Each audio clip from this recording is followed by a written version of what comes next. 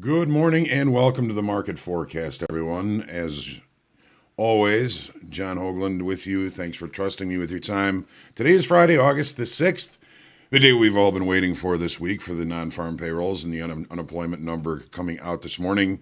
So yes, welcome to the market forecast. Some like to call it Find the Fish. As always, we're going to look for accurate context, good risk management, and practicing good patience.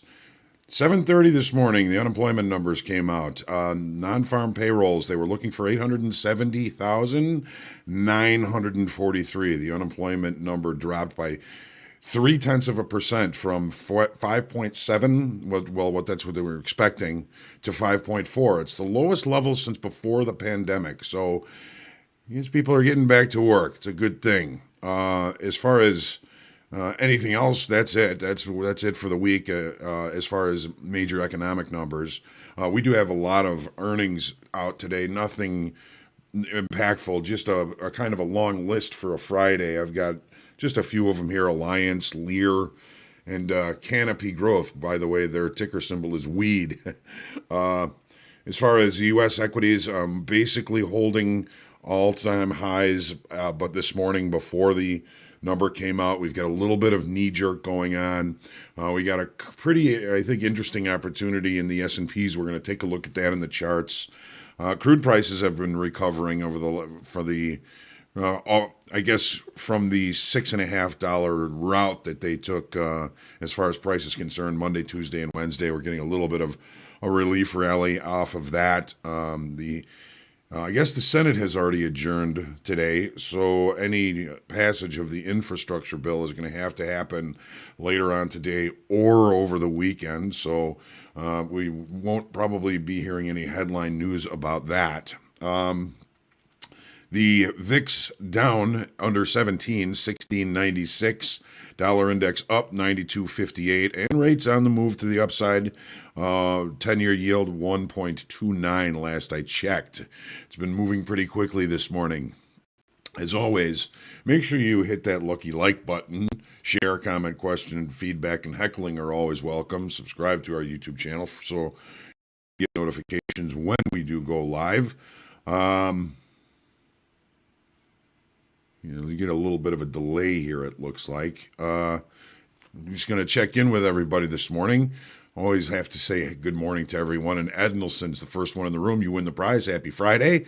Nick Ends, good afternoon from Ireland. If this is your first trip to the market forecast, welcome. Glad you're here. George, Viper Futures, good morning. Brian, Danielle, Murph, Friday. Woohoo. Theo, good to see you this morning, Theo. Jorg, good morning. Frederico, yes, rates moving already. James, good morning. Sabal, Jim Wolf, good to see you. Raven Wise, Caesar, Laura McLaren, I feel like I should know you. John H, good to see you. Drones over Texas, good morning. Jason Cargill, Januz, Greg H, Drones over Texas. Someone called John. Did he start the wrong stream again? I should be here.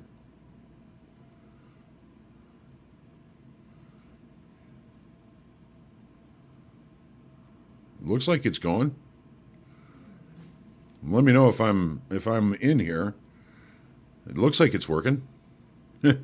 John Matson, Scott Matson, I should say. Joe, the future scalper. Bob Williams, good morning. Stacking Bananas, good to see you. Jerry is awake. Hopefully John is too, and I'm not sure what's going on. Make sure you can see everything. It looks like everything is running fine. Perfect streaming. Looks like things are good. Good morning, Mo Guitar. Logan. Rob T. Yeah, stream's working good here. John, okay, thank you. Oh, just a joke. All right, drones. I'll have to keep an eye on you. But hey, I do appreciate the heckling. Thank you. Good. All right.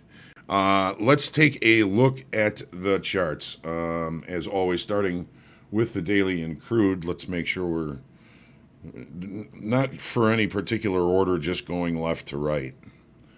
And here we go. So, it's a heck of a week in crude this week. Make sure we can see all of this. We don't need all of that. We're looking at this. So, yeah, we had a pretty good move off that weekly kickoff high, Monday, Tuesday, Wednesday, Thursday, Friday, just basically straight down for 3 straight days. A $6.50 move. We're getting a little bit of relief rally off of that. Demand fears still remain. It's going to be a down week this week in crude oil. Lower volume and open interest indicates short covering yesterday. We lost 7,300 in open interest. So if we had some shorts in this market, they were pretty quick to cover some of those shorts yesterday. Looking at the 30-minute chart,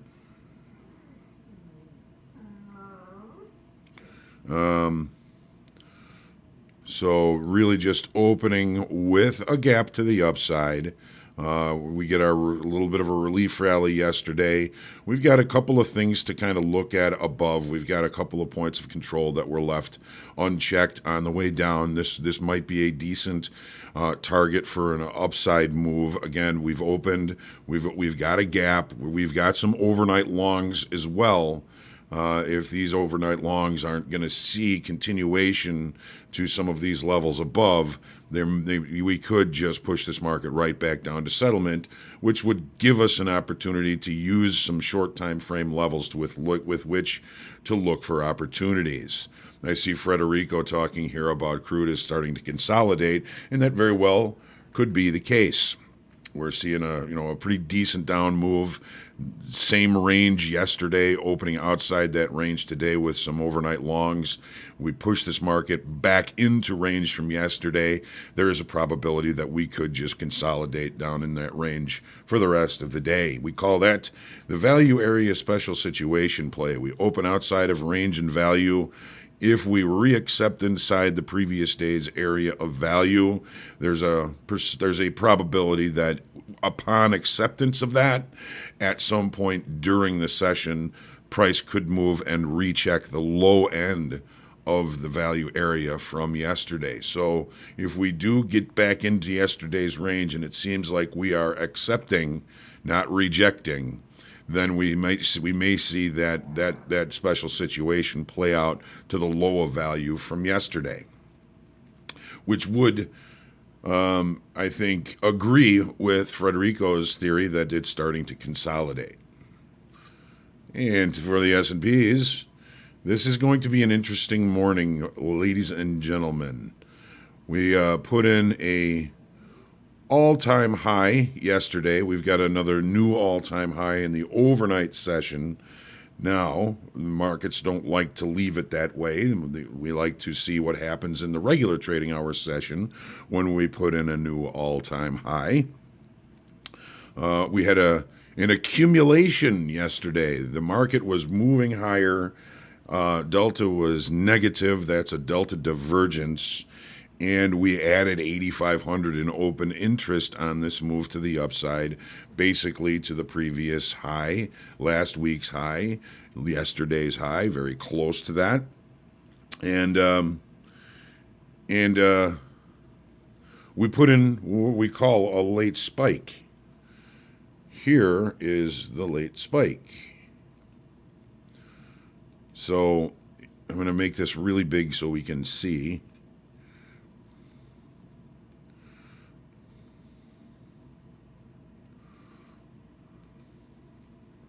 So here's the range yesterday. Through all of this, there were some very aggressive short time frame sellers that were unable to push price lower. That's what gives us the indication or the implication that there's something else going on here. Perhaps some longer time frame buyers came into the market, and that is substantiated by the increase in open interest of 8,500 approximate. The end of the day, when the short time frame traders figure out they're not going to get anything to the short side, they have to get out. They're not going to be holding those positions, and we've got the short time frame traders in a short squeeze at the end of the day, and that's when we end up with this big late spike to the upside. Now, the base of the late spike is basically value high from yesterday. I'm going to call it 14.15 even. That is a very important level. If we open above that level in the late spike or above the late spike, it's marking acceptance of higher price.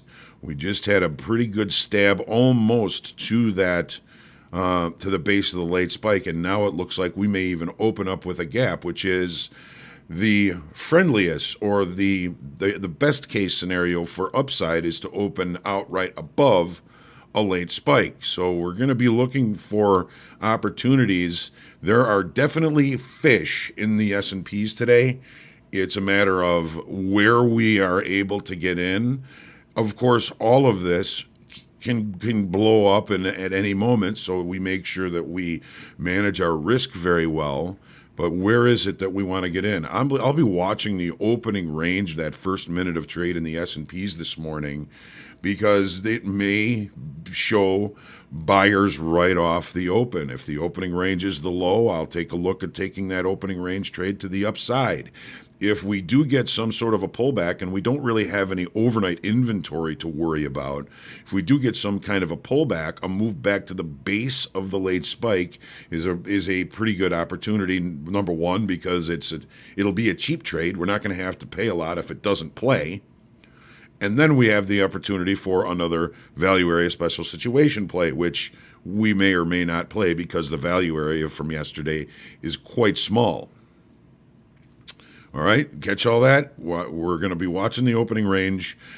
Lots of fish perhaps down here near the base of the late spike if we get the opportunity to see it.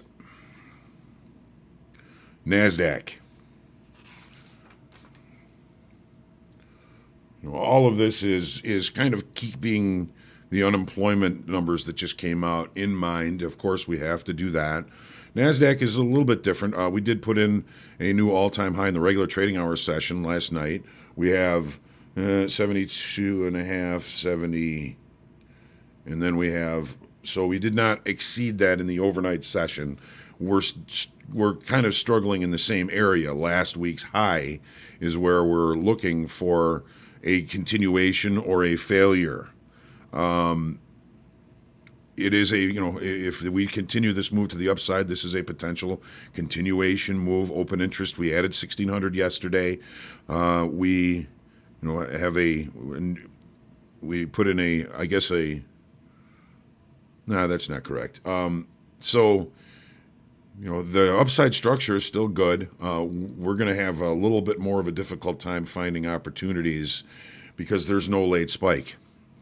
If there was, we're below it, and that's not necessarily a good sign. Now this is the Nasdaq, which is presenting a completely different story. Settlement is all the way up here, 15,167.75. We're getting a little bit short here. Okay, we don't have the overnight inventory in the S&Ps that we have in the Nasdaq. We're opening even below value, not even above, perhaps even creating a gap. We're looking lower. So this is a whole different situation. If you're trading the Nasdaq, trade the information you're getting from the Nasdaq.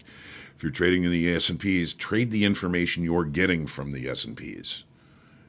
Sometimes when they go opposite directions like this, it crosses my eyes. So I just have to remember to look at the market that I'm trading. The information is in it. We were going to be opening in balance in the value area. That's no longer true. We're opening below value. There's a naked point of control down here at 15,049 approximately 050, right in that area. That could be somewhat of a target for the downside here. So both of these markets are showing very different situations. Eventually, they'll realign. Which realigns with which is yet to be known. Look at gold. Gold, boy, what a tank it took after the numbers came out here this morning. Finally, we've been kind of volleying back and forth between weekly kickoff high and weekly kickoff low. We've got a breakout here.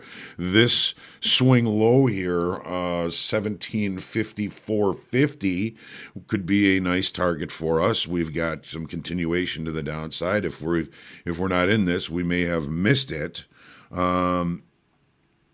But, this is a pretty good breakup outside last week's low and our weekly kickoff low, which, by the way, was 1796.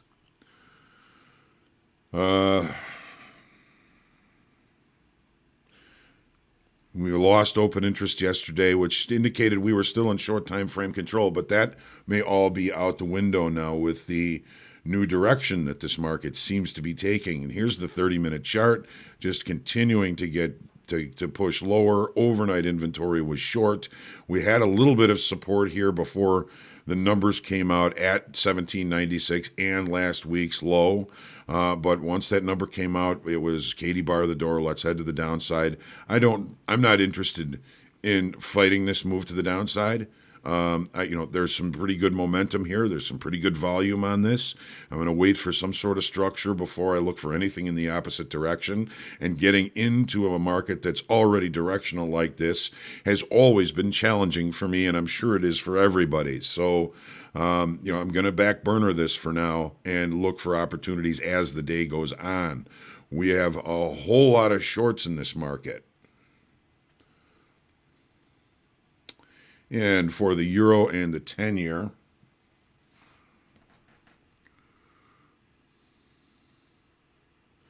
all right, here's the euro. This is a failed bull flag, wouldn't you say? That's why I don't like buying it at the bottom. I'd rather catch a breakout, which also failed 2 days ago. But now we're looking towards weekly kickoff low. This is an area that we had found buyers before. We may find buyers again. A lot of that, of course, depends on the dollar and a bunch of other things. We added 3,200 in open interest yesterday. That's a pretty big jump for a very small range. Thinking it's probably new shorts, and they're getting paid. That jump in open interest is certainly hinting at some potential changes, which we are currently in the midst of. Okay, so overnight shorts settlements up here at 118.44.5. We've opened with a gap. We're trading in the direction of the gap, which would have us looking to the downside. 1776 weekly kickoff low. Last week's low could be interesting areas, but again, I don't want to step in front of a freight train here. I'm going to be looking for some sort of structure before I look for anything opposite a one-time framing market that has this kind of momentum. So be patient. Look for changes as the day goes on. And into the 10-year.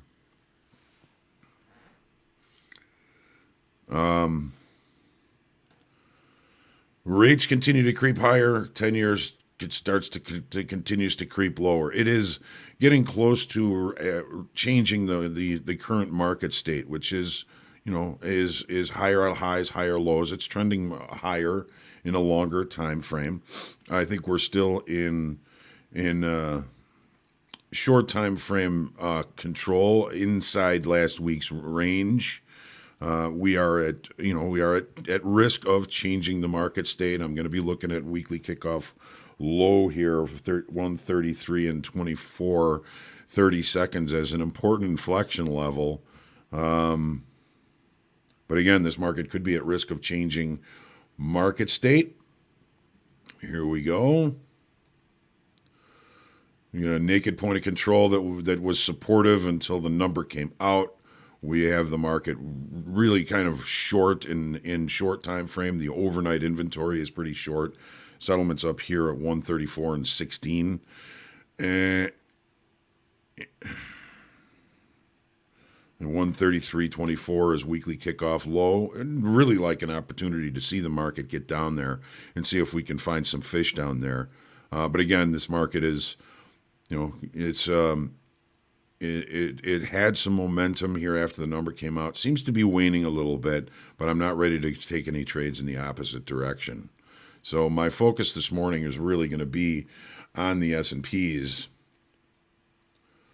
because I think that's really our most solid information. I think that the late spike looks like we may open with a gap, which if we can't close the gap, that's another thing that says, we got to try and get long this thing.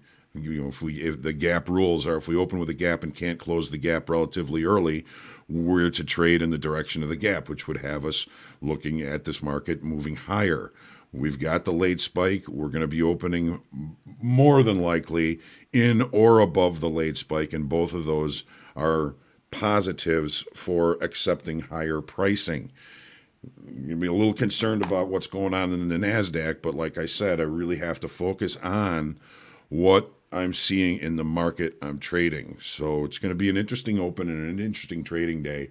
Even if you are not going to be involved in the S&Ps or in the equities, there's a lot to learn just by watching, especially when in situations when the market is offering some pretty clear signals, and nothing says those signals are going to guarantee a winning trade or a continuation to the upside. It's just the probabilities that we're seeing in the S&Ps at this time. There's fish here. I can see them. I want to catch them. I want to eat them. And I want you guys to catch them and eat them. So we've got plenty of time here before the equity open. So I'm going to take my deep breath.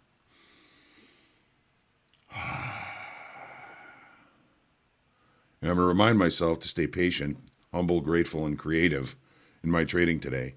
And I'm going to prepare myself for the equity open. I'm going to prepare myself to have a good trading day. I'm going to keep a smile on my face because happy traders make better traders.